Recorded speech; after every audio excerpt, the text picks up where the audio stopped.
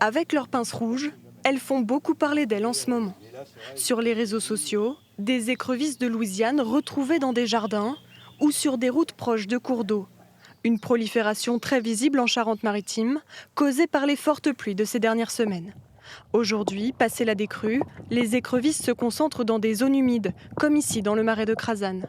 Cet amateur connaît la procédure pour pêcher ce crustacé jugé nuisible, susceptible de causer des déséquilibres biologiques. Pour les tuer, des fois, on ne sait jamais, elle peut retomber à l'eau. Au moins, elle est morte, elle ne pourra pas se reproduire.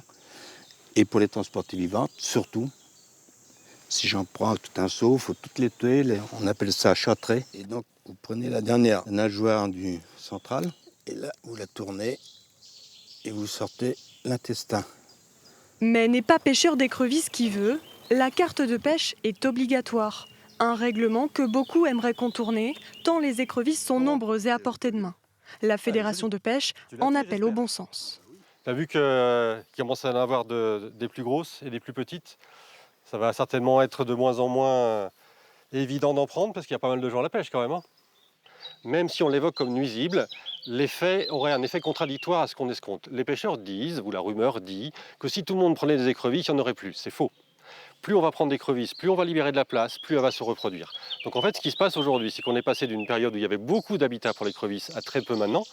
Les crues ont disparu, l'eau s'est réduite, donc les écrevisses sont en surpopulation. Donc c'est pour ça qu'on dit qu'il y en a beaucoup.